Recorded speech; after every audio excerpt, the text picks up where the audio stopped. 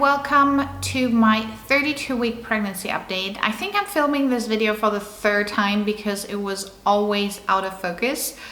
And that is why I'm now sitting somewhere else, because if you follow me on Instagram, you know that we kind of started making big progress on the nursery, and we actually got a new desk here in the office, in the living room, to make like a small office area.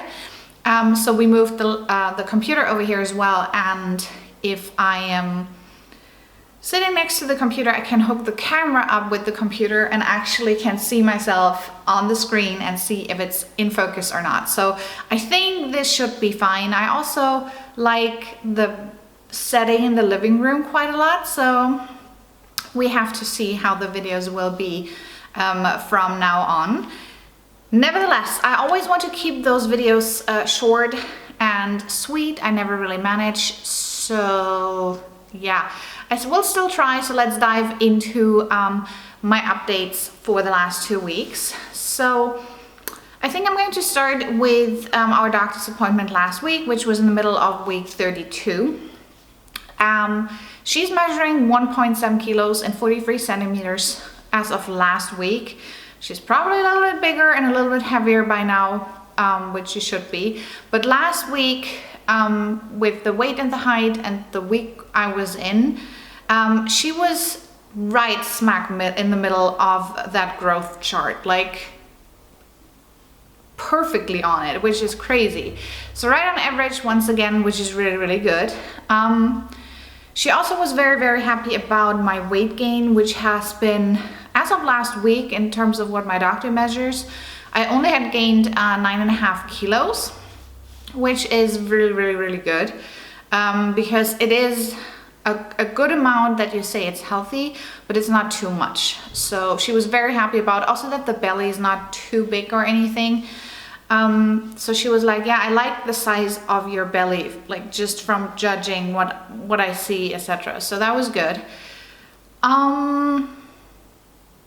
In terms of the belly size, the one symptom I had at the end of week 30, beginning of week 31, that's a bit TMI now, but during pregnancy, you are a bit more wet down there, which is perfectly normal.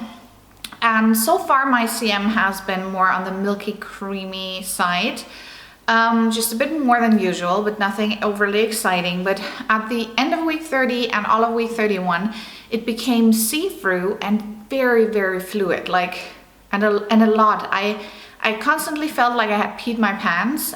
It was leaking through my underwear, and I was wearing panty liners and did change them several times throughout the day, and it was actually going through my pants a little bit. And it got me worried because a friend of mine, she actually got induced because they found out that she was leaking amniotic fluid. Now, they found out the day before her due date, so that was no issue. But obviously if you start leaking at 32 weeks, that wouldn't be good. Not even just because of the leakage, but if amniotic fluid comes out, then bacteria can get in. So that is actually the main issue.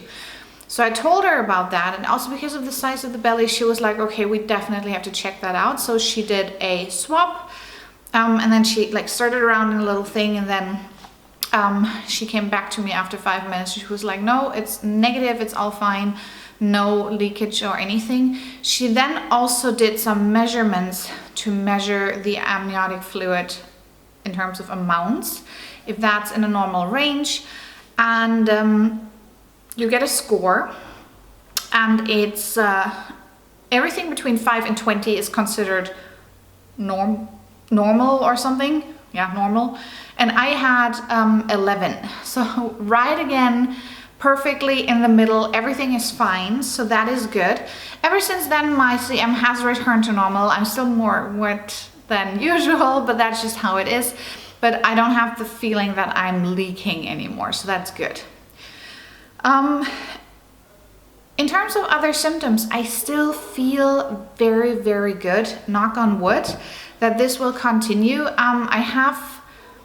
Today in 6 weeks will be my last day of work, and if I'm continuing to feel like this the next 6 weeks, I am happy. I mean, Yes, I feel there's more of me, it's getting heavier, my sleep is not very good anymore.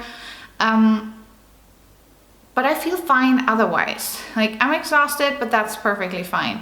I still do have a lot of water in my feet, so that does hurt my feet. But once again, it's nothing bad enough to even go to a doctor for. It's just something I'm dealing with. It's a bit annoying because I don't fit shoes anymore.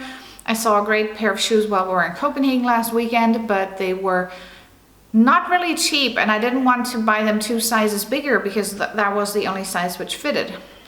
But yeah, so I have covered that I'm tired. I have covered my water.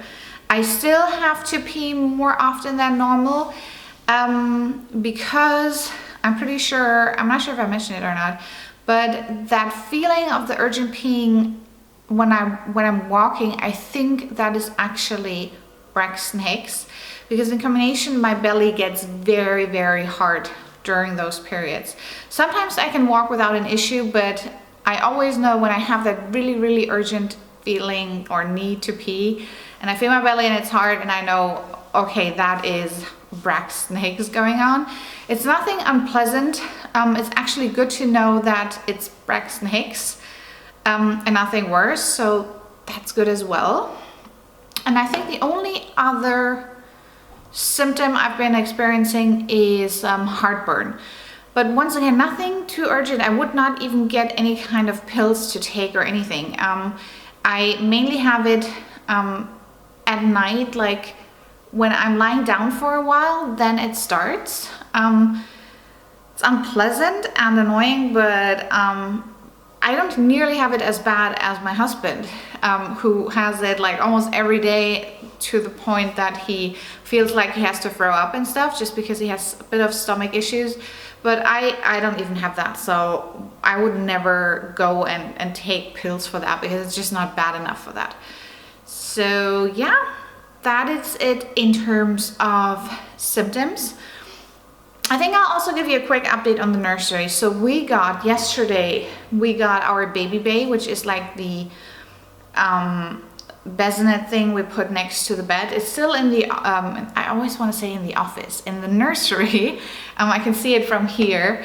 I ordered some crib sheets and stuff, which I have actually to pay for, and then they will deliver. We got a little tray table for next to the seat I'm sitting in when nursing and stuff.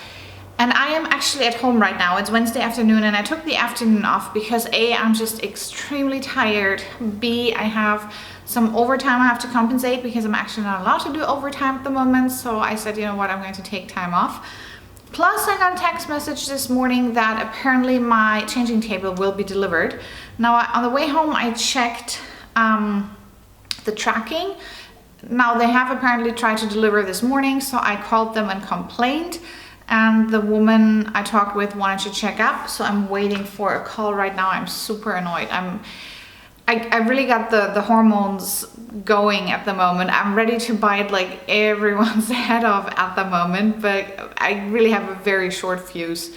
But yeah, I cannot change it. I mean, if people are stupid, they're just being stupid.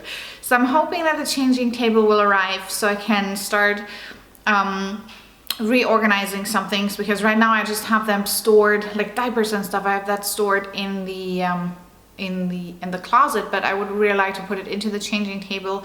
I also need to measure a little bit because we got a changing table matching to the bed, which I'm still waiting for, the same design, because I didn't want the whole room to be mismatched, because we don't have the matching closet. We have a closet from IKEA, and then the bed or the crib and the changing table are from a brand called Zebra, which is a Scandinavian brand.